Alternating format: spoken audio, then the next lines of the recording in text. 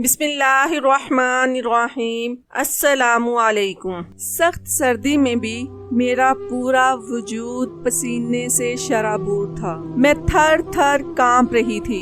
میں نے کبھی خواب میں بھی نہیں سوچا تھا کہ میرے ساتھ کبھی ایسا ہو سکتا ہے۔ میں تو ایک بہت ہی پردے دار گھرانے سے تعلق رکھتی تھی۔ ہم بہنوں کو تو کبھی باہر کی ہوا بھی نہیں لگی تھی، اور اب حالات یہ تھے کہ میں بدنام گلیوں کی مسافر ہو گئی تھی۔ میں نے یہ سب نہایت مجبوری میں کیا تھا۔ میری شادی کو 25 دن ہو چکے تھے، اور ان 25 دنوں میں ایک بار بھی میرے شوہر نے مجھ سے سیدھے منہ بات تک نہیں کی تھی۔ وہ مجھے دیکھ کر منہ پھیر لیتا۔ میں بلا شبہ ایک حسین لڑکی تھی۔ میرے لیے کئی رشتے بھی آئے تھے۔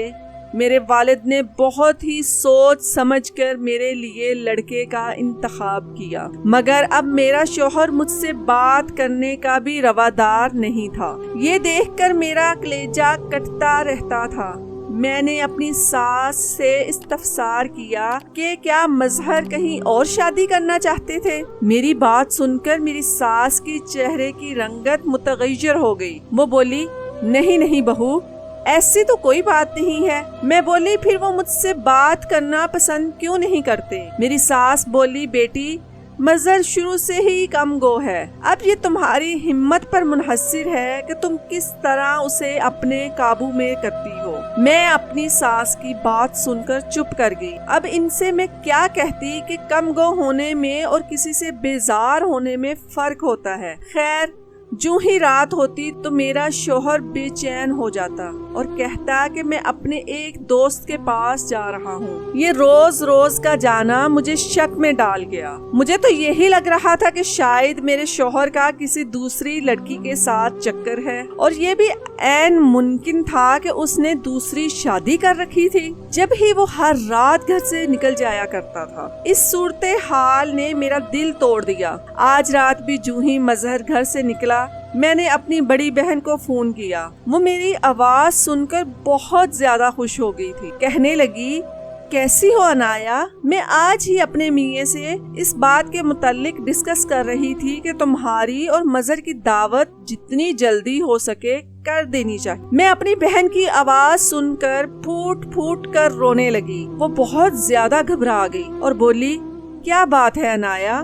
تم رو کیوں رہی ہو؟ میرا دل بیٹھا جا رہا ہے۔ میں روتی چلی جا رہی تھی۔ تب باجی بولی، تمہیں میرے سر کی قسم ہے، مجھے ساری بات بتا دو، کہیں تمہاری اور مظہر کی لڑائی تو نہیں ہو گئی؟ میں پھٹ پڑی، باجی، لڑائی کے لیے دو فریقوں میں بات چیت کا ہونا ضروری ہے۔ میری اور مظہر کی تو بات ہی نہیں ہوتی۔ وہ تو میری شکل دیکھنے کا بھی روادار نہیں ہے، تو لڑائی کیسے ہوگی؟ باجی کہنے لگی، تم یہ کیا کہہ رہی ہو؟ میں روتے ہوئے بولی، باجی، میں سچ کہہ رہی ہوں۔ شادی کی رات مظہر نے میرا گھونگھٹ پلٹ کر انگوٹھی کی ڈبیا میری جانب بڑھا دی، اور پھر بولا، میں ذرا اپنے دوست کے پاس جا رہا ہوں، اس کی طبیعت ٹھیک نہیں ہے۔ وہ دن اور آج کا دن مظہر ہر رات گھر سے نکل جاتا ہے۔ مجھے تو یہی لگتا ہے کہ اس نے دوسری شادی کر رکھی ہے۔ میری بہن بہت زیادہ پریشان ہوگی۔ کہنے لگی، عنایا، تمہاری باتیں سن کر تو میرا دل ہی بیٹھ گیا ہے، اب کیا ہوگا؟ میں بولی، مجھے علم نہیں ہے، مجھے تو کچھ بھی سمجھ نہیں آ رہا۔ تب باجی بولی، تم ہمت کر کے ایک رات اپنے شوہر کا پیچھا کرو، تب ساری حقیقت کھل کر سامنے آ جائے گی۔ تم مجھے ساتھ ساتھ رپورٹ دیتی رہنا، پھر میں تمہیں کوئی مناسب مشورہ ضرور دوں گی۔ میری بہن، گر یوں ہی نہیں بس جایا کرتے، عورتوں کو بڑی بڑی قربانی دینا پڑتی ہے۔ میری آنکھوں میں آنسو آ گئے۔ یہ کیسی مجبوری تھی کہ ہر بار قربانی عورت کو ہی دینی ہوتی ہے؟ باجی کی بات سن کر میرے دل کو تسلی تو ہو گئی، مگر میں نے یہ رات بھی آنکھوں میں کاٹ دی۔ ہم 3 بہنیں تھیں۔ ہم نے غربت کی سطح سے نیچے زندگی گزاری تھی۔ ایک وقت کی روٹی مل جاتی تو اس بات کی کچھ خبر نہ ہوتی کہ دوسرے وقت کھانا ملے گا بھی یا نہیں۔ ہماری ماں تو تب ہی چل بسی تھی جب میں بہت چھوٹی تھی۔ مجھے تو ماں کی محبت کی ٹھنڈک بھی یاد نہیں آتی۔ خیر، ہمارے سر پر باپ کا سایہ سلامت تھا۔ ابو بہت ہی کمزور اور نادار تھے۔ وہ فروٹ کی ریڑھی لگایا کرتے تھے۔ بہت ہی کم آمدنی ہوتی تھی۔ باجی نے کئی بار ابو سے گزارش کی تھی کہ وہ ہمیں کام کرنے کی اجازت دے دے، مگر وہ اس قدر سختی سے منع کر دیتے کہ دوبارہ یہ پوچھنے کی ہمت ہی نہ ہوتی۔ خیر یوں ہی وقت گزرتا گیا۔ باجی کی شادی ہو گئی اور پھر میرے نصیب بھی کھل گئے۔ میرے لیے تو رشتہ بہت ہی اچھے گھرانے سے آیا تھا۔ مجھے بتایا گیا کہ میرا شوہر لاکھوں کماتا ہے، ایک بڑی سی کوٹھی میں رہتا ہے اور 2 گاڑیوں کا مالک ہے۔ یہ باتیں سن کر میں حیران رہ گئی اور خود سے سوال کرنے لگی کہ عنایا، تم میں ایسی کیا خاص بات ہے جو اللہ نے تمہیں اس قدر نواز دیا؟ میں دن رات شکر کے سجدے بجا لا۔ میں نے سوچ لیا تھا کہ میں نے اپنی چھوٹی بہن اور ابو کی بہت مدد کرنی ہے، ان کو مالی طور پر مستحکم کر دینا ہے۔ مجھ سے چھوٹی بہن ذرا کم صورت تھی، اس کی رنگت بھی بہت سانولی تھی اور نین نقش بھی قدرے بھدے سے تھے، اس لیے میری اور باجی کی تو شادی ہو گئی تھی، مگر سدرا کی شادی کے امکانات دور دور تک نظر نہیں آ رہے تھے۔ ابو نے میری شادی پر صرف محلے کے چند حضرات کو ہی دعوت پہ بلایا تھا۔ جب میری بارات بڑی سی گاڑی میں آئی تو محلے کی تمام عورتوں کے منہ سے رال ٹپکنے لگے۔ ہر وقت میری قسمت پر رش کر رہی تھی اور میں بھی تو خود کو 7ویں آسمان میں محسوس کر رہی تھی، مگر شادی کی رات ہی میرے شوہر نے اس قدر سرد مہری دکھائی، میرا دل 100 ٹکڑوں میں کٹ کر رہ گیا۔ البتہ میری ساس ایک اچھی اور نرم خو عورت تھی، وہ میرا بہت خیال رکھتی تھی اور گھر کے کاموں کو ہاتھ تک نہ لگانے دیتی، کیونکہ کام کے لیے گھر میں 2 ملازمیں موجود تھی۔ میری ساس ایک دن مجھ سے کہنے لگی، عنایا، اب یہ گھر اور تمہارا شوہر تمہارے حوالے۔ میرے دل میں ایک خواہش بڑے عرصے سے تھی، میں عمرہ کرنے کے لیے جانا چاہتی تھی، مگر مظہر کو اکیلا چھوڑ کر جانے پر طبیعت آمادہ نہیں ہوتی تھی۔ اب تو خیر سے اس کا گھر بس گیا ہے، میں چاند سی بہو لے آئی ہوں۔ اب میں پورے 2 مہینے کے لیے اپنے اللہ اور رسول کے گھر کی مہمان بننا چاہتی ہوں۔ میرا ویزا بھی 1-2 دن تک آ جائے گا۔ میری یہ خواہش ہے کہ میرے آنے سے پہلے ہی تم مجھے دادی بننے کی خبر سنا دو، اور جو تھوڑی بہت ٹیڑھ میرے بیٹے میں ہے وہ بھی تم نکال دو۔ میں اپنی زندگی کے آخری ایام سکون سے گزار دینا چاہتی ہوں۔ میں بولی، امی، مظہر مجھ میں دلچسپی نہیں لیتے۔ میری ساس بولی، بیٹی، اب یہ تم پر منحصر ہے کہ تم اس کو اپنا کیسے بناتی ہو۔ مرد تو حسن اور محبت کا بھوکا ہوتا ہے، تم بہت حسین ہو، اب تم اسے اپنی محبت کے دام میں پھنسا کر اپنا بنا لو۔ ساس کی باتیں سن کر میرا دل ذرا سنبھل گیا۔ میں نے نئے سرے سے تدابیر لڑانا شروع کر دی کہ میں نے اپنے شوہر کو اس طرح سے قابو میں کرنا ہے۔ میری شادی کے 10ویں روز میری ساس عمرے کے لیے نکل گئی۔ مجھے امید تھی کہ ہم دونوں میاں بیوی کو تنہائی میسر ہوگی تو ہماری زندگی ڈگر پر آ جائے گی، مگر یہ تو میری خام خیالی تھی۔ میرے شوہر کو تو مجھ سے ہی مکمل آزادی مل گئی۔ وہ سارا دن گھر سے باہر گزارنے لگے تھے اور اب تو رات کو بھی گھر صرف کپڑے بدلنے اور سجنے سنورنے کے لیے آتا تھا۔ مجھ سے یہ ساری صورتحال برداشت نہیں ہو رہی تھی۔ جب ہی میں نے اپنی باجی کو فون کر کے ان سے مشورہ مانگا۔ میں نے سوچ لیا تھا کہ ہر حال میں اپنے شوہر کی جاسوسی ضرور کروں گی، اس لیے میں نے خود کو ذہنی طور پر بھی تیار کر لیا۔ مگر جیسے ہی رات ہوئی اور میرا شوہر بن سور کے گھر سے باہر نکلا تو مجھ پر خوف طاری ہو گیا۔ ہم بہنوں نے ساری زندگی گھر کی 4 دیواری میں بسر کی تھی، اب میں اچانک سے اتنی بہادر نہیں ہو سکتی تھی کہ رات کے پہر اکیلی ہی گھر سے نکل جاتی۔ صبح میرا شوہر گھر واپس آیا تو میں بولی، مظہر، آپ کہاں تھے رات بھر؟ اب تو امی بھی گھر پر نہیں، مجھے بہت ڈر لگتا ہے، آپ پلیز رات میں جلدی گھر آ جایا کریں۔ میرا شوہر مجھے گھور کر بولا، میں تمہاری وجہ سے خود کو گھر میں قید نہیں کر سکتا، اگر تمہیں ڈر لگتا ہے تو میں تمہیں تمہارے باپ کے گھر چھوڑ آتا ہوں، جب امی واپس آ جائیں گی تو میں تمہیں لے آؤں گا۔ میں نے جلدی سے نفی میں سر ہلا دیا۔ میں بولی، نہیں، میں آپ کو چھوڑ کر کہیں بھی نہیں جاؤں گی، میرا دل آپ کے ساتھ لگ گیا ہے۔ میرے شوہر نے کندھے اچکا دیے اور سونے کے لیے لیٹ گیا۔ میری آنکھوں سے آنسو نکلنے لگے تھے۔ کہ بھلا کوئی شخص اس قدر سرد مہری کیسے دکھا سکتا ہے۔ میں تو اتنی سی بات پر اپنا دل جلا رہی تھی، مجھے کہاں علم تھا کہ آگے آنے والے حالات اس سے بھی سخت ہوں گے۔ شام کے وقت مظہر جب نیند سے بیدار ہوا تو اس نے گھر کے ملازماؤں کو اپنے پاس بلا لیا اور ان کے ہاتھ پر تنخواہ رکھ کر بولا، اب ہمیں آپ کی ضرورت نہیں ہے، کل سے مت آیا کرنا۔ یہ خبر مجھ پر بجلی کی طرح گری۔ میں بولی، مظہر آپ یہ کیا کر رہے ہیں؟ ہمارا گھر اتنا بڑا ہے، میں تنہا اس کو کیسے سنبھالوں گی؟ مظہر بولا، تم سارا دن فارغ رہتی ہو، اسی لیے خرافات سوچتی رہتی ہو۔ تم کام میں مصروف ہو جاؤ گی تو دیکھنا ڈر بھی نہیں لگے گا اور دل بھی لگ جائے گا۔ مجھے مظہر سے اس بات کی توقع نہ تھی۔ میں اپنا سا منہ لے کر رہ گئی۔ گھر بہت ہی بڑا تھا، جبکہ ہم تو اتنے بڑے گھر میں رہنے کے عادی نہ تھے۔ اس گھر کی صفائی ستھرائی کا کام بھی ہم بہنوں کے لیے بہت آسان تھا۔ میں نے کمر کس لی اور گھر کی صفائی میں جت گئی، مگر یہ گھر اس قدر بڑا تھا کہ میں ہانپ کر رہ گئی، اس لیے کام چھوڑ کر آرام کی غرض سے لیٹ گئی۔ تب مظہر غصہ کرنے لگا اور بولا، تم نے میرے گھر میں کیڑے ڈالنے ہیں کیا؟ اٹھ کر میرے گھر کی صورت درست کرو۔ مجھے بہت ہی رونا آ رہا تھا۔ میں نے تو کبھی خواب میں بھی نہیں سوچا تھا کہ شادی کے بعد میرے ساتھ ایسا ہوگا۔ مجھے اپنے حسن پر بڑا مان تھا۔ مجھے تو یہی لگتا تھا کہ میرا شوہر مجھے سر آنکھوں پر بٹھا کر رکھے گا۔ خیر، اگلے دن بھی مجھے ہی صفائی کرنا پڑی اور ساتھ ساتھ کچن کے 100 کام۔ میں شدید تھکاوٹ کا شکار تھی۔ اس تھکاوٹ کی وجہ سے مجھے بخار ہو گیا۔ میرا پورا جسم بخار کی شدت سے تپ رہا تھا۔ میں نے مظہر سے کہا کہ مجھے ڈاکٹر کے پاس لے چلے، تو وہ کہنے لگا، میرے پاس اتنا وقت نہیں ہے۔ وہ اس قدر جلدی میں تھا کہ میری بات مکمل طور پر سنے بغیر ہی گھر سے نکل گیا۔ میں ڈاکٹر کے پاس کیسے جا سکتی تھی بھلا؟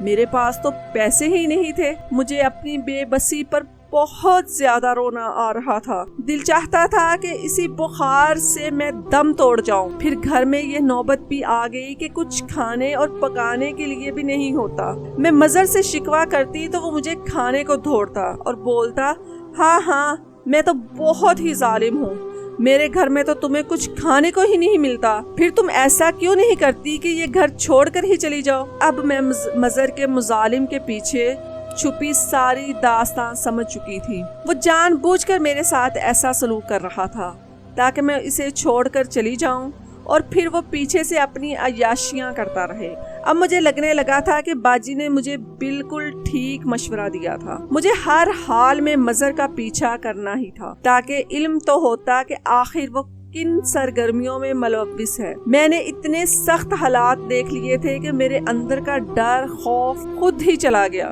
اس لیے آج رات جیسے ہی مظہر گھر سے باہر نکلا، میں بھی اس کے پیچھے ہی نکل گئی۔ میں نے مظہر کی جیب سے تھوڑے سے پیسے چرا لیے تھے تاکہ رکشے کا کرایہ تو دینے کے قابل ہو جاتی۔ میں نے مظہر کا پیچھا کیا اور پھر یہ دیکھ کر تو مجھ پر قیامت ہی بیت گئی کہ میرا شوہر کوٹھے پر جاتا تھا اور اپنی محنت سے کمائی ہوئی دولت ان رقاصاؤں پر نچھاور کر رہا تھا، جبکہ میں اس کی بیوی ہوتے ہوئے بھی بھوک اور غربت کی زندگی گزار رہی تھی۔ مظہر مجھے دھوکہ دے رہے تھے، اس لیے میں نے اسے دھوکہ دینے کا سوچ لیا۔ میں گھر واپس آ گئی، ساری رات انگاروں پر لوٹتی رہی۔ میں نے آگے کا لاحلہ عمل سوچ لیا۔ صبح کے وقت مظہر گھر آیا اور تیار ہو کر آفس کے لیے نکل گیا۔ میں اس کے جانے کے بعد کوٹھے پر چلی گئی۔ میں نے کوٹھے کی مالکن کے آگے ہاتھ جوڑ دیے اور بولی، میں بہت مجبور ہوں، مجھے کام چاہیے۔ کوٹھے کی مالکن میرے سراپائے کو غور سے دیکھنے کے بعد بولی،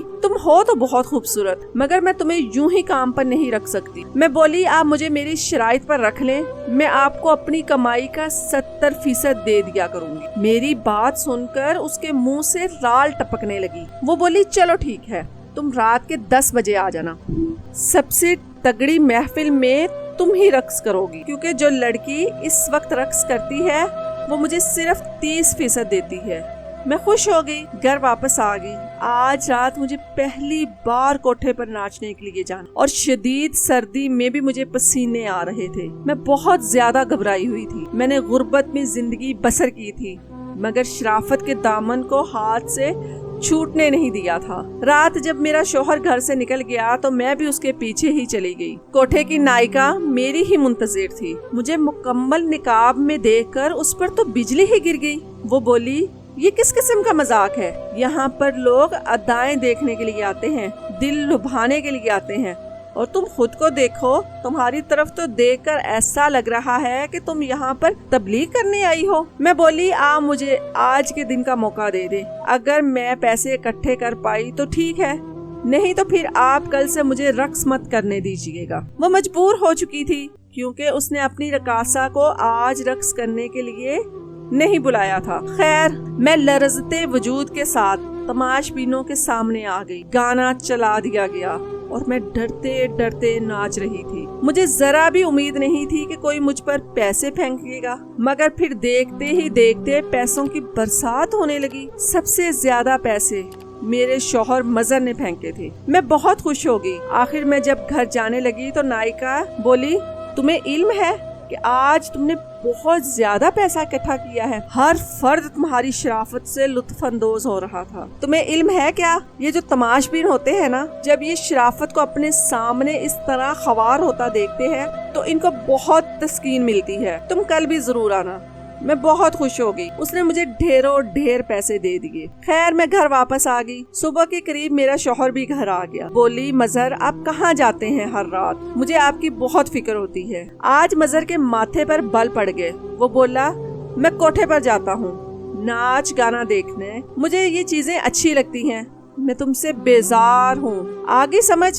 मैं हक्का बक्का रह गई। मुझे इस बात की तवक्को नहीं थी कि मजहर यूं मुंह फाड़ कर अपनी हकीकत मुझे बता देंगे। मैं बोली, मजहर ये तो बहुत गुनाह की बात है। मजहर बोला, मैं ये गुनाह सवाब की बातें सुनकर तंग आ गया हूँ। मेरी माँ ने भी सारी जिंदगी मुझे यही पट्टियाँ पढ़ाई हैं। तुम अब मेरा जीना हराम मत करो। मैंने अपनी माँ से बहुत कहा था कि मुझे किसी मॉडर्न लड़की के साथ शादी करनी है। मुझे ऐसी लड़की चाहिए जो मेरे साथ शाना बशाना चल सके, मगर उन्होंने मेरी ख्वाहिश की कदर नहीं की। मुझे तुम जैसी लड़की नहीं चाहिए थी। मैंने अपना सुकून ढूंढ लिया है, इसलिए तुम मुझे बार बार मुखातिब मत किया करो। तुम यहाँ सिर्फ और सिर्फ मेरी अम्मी की मर्जी की वजह से हो। मुझे तुम में रत्ती बराबर भी दिलचस्पी नहीं। अपने शौहर की बातें सुनकर मेरा दिल टूट गया। वो कितना दोगला था ना। घर में बैठी शरीफ बीवी पसंद नहीं थी, मगर कोठे पर रकासा शराफत उसको बहुत भाती थी। मेरा शौहर थोड़ी देर के लिए सो गया।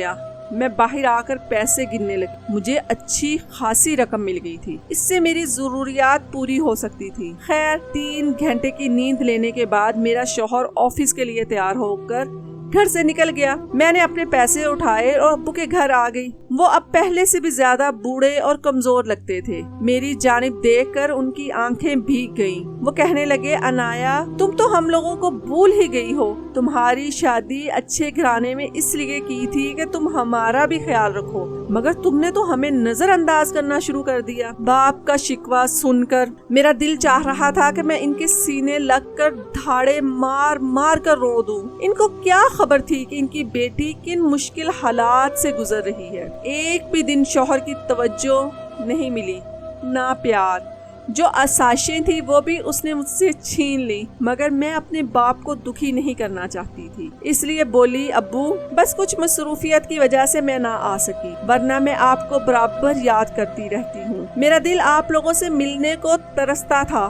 खैर अब्बू, मैं कुछ लेकर आई हूँ आपके लिए। मैंने हजार के कई नोट अब्बू की हथेली पर रख दी। खुशी से उनकी आंखों में आंसू आ गए। वो कहने लगे, सच कहो तो मुझे बिल्कुल भी नहीं अच्छा लग रहा कि मैं अपनी बेटी से ये पैसे लूं, मगर यकीन मानो मैं बहुत मजबूर हो गया हूँ। बुढ़ापे ने मेरी कमर तोड़ दी, मुझसे रेड़ी नहीं चलाई जाती। मैं बोली, अब्बू, आप ऐसी बातें करके मुझे शर्मिंदा मत करें। आप देखना, मैं अब आपकी मदद करती रहूंगी। फिर मैं अपनी छोटी बहन सफिया के कमरे में आ गई। वो बहुत उदास थी और पहले से ज्यादा कमजोर हो गई थी। कहने लगी, बाजी, आपने आने में जल्दी कर दी। हम बाप बेटी को भूख से मरने तो दिया होता। मैं शर्मिंदा सी थी। मैं बोली, सफिया, तुम नहीं जानती मैं किन हालात से गुजर रही हूँ। काश तुम मेरा दुख समझ सकती। सफिया बोली, बाजी, क्या बात है? मैंने उसका माथा चूम लिया और बोली, तुम मेरे लिए दुआ किया करो कि अल्लाह मुझे आसानियाँ अता करे। उसने सर हिला दिया میں نے چند نوٹ اس کی ہتھیلی پر بھی رکھ دیے۔ میں بولی تم یہ پیسے اپنی شخصیت کو گروم کرنے پر لگاؤ، میں بہت جلد تمہاری شادی کرا دوں گی۔ وہ میری بات سن کر مسکرا دی۔ مجھے علم تھا کہ میری بڑی بہن کے گھر کے حالات بھی اچھے نہیں تھے، میں نے ابھی ان کی بھی مدد کرنی تھی۔ اب یوں ہونے لگا کہ میں ہر رات کوٹھے پر رقص کرنے کے لیے جانے لگی۔ میرے پاس پیسوں کی ریل پیل ہو گئی۔ میں دونوں ہاتھوں سے اپنی ذات پر، اپنے باپ اور بہنوں پر خرچ کرنے لگی۔ ہمارے حالات بہت اچھے ہو گئے۔ مجھے اب ان آسائشوں کی عادت سی ہو گئی۔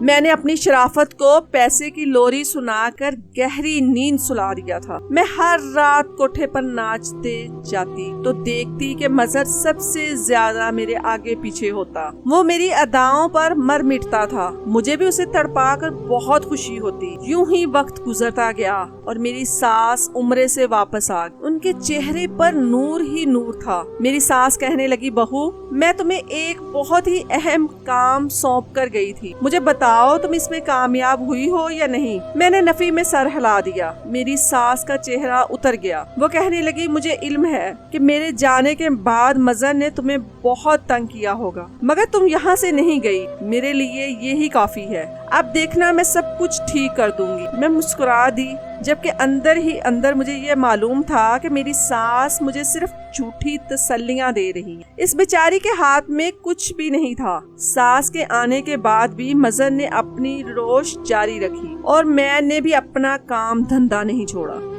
کیونکہ میری ساس رات جلدی سو جایا کرتی اور اسے اس بات کا علم بھی نہیں ہوتا تھا کہ اس کی شریف بہو رات بھر کوٹھے پر ناچتی رہتی۔ خیر سب کچھ ٹھیک ٹھاک چل رہا تھا۔ میرے ابو کے حالات بھی اچھے ہو گئے تھے اور پیسے کی چمک سے میری بہن کی شخصیت بھی کافی سنبھل گئی تھی۔ وہ مجھ سے محض 1 برس چھوٹی تھی، اس لیے میں چاہتی تھی کہ اس کی شادی جلد سے جلد ہو جائے۔ اس مسئلے میں میں نے اپنی ساس سے مدد لینے کا سوچا۔ میں بولی، امی آپ میری چھوٹی بہن کے لیے رشتہ ڈھونڈ دیں، مگر مجھ سے وعدہ کریں کہ لڑکا بے شک کم کماتا ہو مگر اپنی بیوی کو عزت دینے والا ہو۔ میری ساس کا چہرہ اتر گیا۔ اس نے میرے سامنے ہاتھ جوڑ دیے اور بولی، بیٹی خدا کی قسم میں نے اپنے بیٹے کی پرورش کرنے کی ہر ممکن کوشش کی تھی، مگر نہ جانے کمی کہاں رہ گئی۔ میں بولی، امی مجھے آپ سے کوئی شکوہ نہیں ہے، اگر شکایت ہوتی تو میں آپ کے ذمے اتنا بڑا کام نہ لگاتی۔ خیر چند ہی دنوں میں میری ساس نے میری بہن صفیہ کے لیے رشتہ ڈھونڈ دیا۔ یہ لوگ بھی اچھے خاصے کھاتے پیتے گھرانے سے تھے۔ لڑکے کے نام 2 مکان اور 3 دکانیں تھیں۔ ان کے کرائے آتے تھے اور ایک دکان پر لڑکا خود بیٹھتا تھا۔ میں نے دیکھا وہ خوبرو بھی تھا۔ میں نے ان لوگوں کی اچھی طرح سے چھان بین کرائی۔ مجھے ہر طرف سے اوکے کی رپورٹ ملی۔ میں نے ان لوگوں کو اپنے والدین کے گھر بلا لیا۔ لڑکے والوں نے صفیہ کو پسند کر لیا۔ میں نے ابو سے کہہ دیا کہ آپ نے صفیہ کے جہیز کی بالکل بھی فکر نہیں کرنی، میں ہر ممکن کوشش کروں گی کہ اس کا جہیز بنانے کی۔ ابو جھولیاں بھر بھر کے مجھے دعائیں دیتے رہے۔ صفیہ بھی میری بہت مشکور تھی اور باجی بھی مجھ سے خوش تھی۔ مجھے زندگی میں اور چاہیے ہی کیا تھا؟ شوہر تو مجھ سے نفرت کرتا تھا، پھر میں نے اپنے دل کا سکون اپنوں کی مدد کرنے میں ہی ڈھونڈ لیا۔ صفیہ کی شادی کو چند ہی روز رہ گئے تھے۔ میں اب ہر رات کوٹھے پر جایا کرتی۔ صبح ہوئی تو مظہر گھر پر آیا۔ وہ بہت گھبرایا ہوا تھا۔ میں بولی، مظہر کیا بات ہے؟ وہ کہنے لگا، میں ہر رات جس لڑکی کا رقص دیکھنے جاتا تھا وہ مر گئی۔ یہ خبر مجھ پر بمب کی طرح گر گئی، کیونکہ کوٹھے پر تو میں ہی رقص کرتے جایا کرتی تھی، جبکہ میں تو زندہ سلامت کھڑی تھی۔ میں بولی، مظہر آپ کو ضرور کوئی غلط فہمی ہوئی ہے۔ مظہر نے نفی میں سر ہلا دیا اور بولا، میں اپنی آنکھوں سے دیکھ کر آیا ہوں۔ وہ بے انتہا اداس اور پریشان تھا۔ میں بولی، چلیے کوئی بات نہیں مظہر، میں ذرا اپنے والدین کے گھر جا رہی ہوں، شام تک واپس آ جاؤں گی۔ مظہر نے سر ہلا دیا اور میں ٹیکسی پکڑ کر کوٹھے پر آ گئی۔ میں دیکھنا چاہتی تھی کہ جب میں زندہ سلامت تھی تو پھر مرا کون تھا۔ میں کوٹھے پر پہنچی تو ایک سیاہ عبائے میں لاش پڑی تھی۔ میں نے لرزتے ہاتھوں کے ساتھ اس کے چہرے سے کپڑا ہٹایا تو یہ دیکھ کر دنگ رہ گئی، وہ تو میری سگی بہن صفیہ تھی۔ میں تھر تھر کانپنے لگی۔ میں نے صفیہ کو جھنجھوڑ ڈالا تھا۔ میں چیخے مار مار کر رونے لگی۔ آخر وہ کوٹھے پر کیسے آئی؟ اور اسے کیا ہوا تھا کہ وہ اچانک مر گئی۔ میری چیخو پکار سن کر ایک عورت نے میرے کندھے پر ہاتھ رکھ دیا۔ میں نے سر اٹھا کر دیکھا تو میری ساس کھڑی تھی۔ میں بولی امی یہ سب کیا ہے؟ میری ساس بولی عنایا میرا بیٹا مظہر ایک یتیم بچہ تھا، میں نے اس کی پرورش کرنے کی بہت کوشش کی، مگر ظاہری سی بات ہے میں اس کے پیچھے پیچھے نہیں جا سکتی تھی، اس لیے وہ غلط صحبت میں پڑ گیا۔ میں اسے سدھارنا چاہتی تھی، اس لیے میں نے ایک غریب گھرانے کی شریف لڑکی کا انتخاب کیا، مگر مظہر کو ماڈرن لڑکی چاہیے تھی۔ تب میں نے اس سے کہا کہ اگر یہ لڑکی تمہیں چھوڑ کر چلی گئی تو تم جس پر ہاتھ رکھو گے اس سے تمہاری شادی کر دوں گی۔ مجھے علم تھا کہ تم مظہر کو چھوڑ کر نہیں جاؤ۔ میں عمرے پر چلی گئی، جب واپس آئی تو تم میرے گھر پر ہی موجود تھی۔ مجھے بہت خوشی ہوئی، مگر پھر معلوم ہوا کہ تم رات بھر گھر سے باہر رہتی ہو۔ یہ بات میرے لیے پریشان کن تھی، اس لیے میں نے تمہاری جاسوسی کروائی۔ ساری حقیقت کھل کر میرے سامنے آ گئی۔ خیر، میں نے یہ سب ختم کرنے کے لیے صفیہ کا سہارا لیا۔ دیکھو تمہاری اور صفیہ کی آنکھوں میں کس قدر مشابہت ہے۔ تمہارے جانے کے بعد صفیہ نے مرنے کا ناٹک کیا، اب مجھے یقین ہے کہ سب کچھ ٹھیک ہو جائے گا۔ اپنی ساس کی بات پر مجھے بے حد حیرت ہوئی، مگر میں منہ سے کچھ بھی نہیں بولی۔ خیر، صفیہ بھی اٹھ بیٹھی تھی، اس کی شادی ہو گئی تھی۔ اب میں نے محسوس کیا کہ مظہر بھی کوٹھے پر نہیں جایا کرتا تھا، بلکہ وہ میرا خیال رکھنے لگا، اپنی کمائی میرے ہاتھ پر رکھنے لگا تھا۔ میں نے مظہر سے اس تبدیلی کی وجہ پوچھی تو وہ بولا، یہ دنیا فانی ہے، آج ہم ہیں کل ہم نہیں ہوں گے۔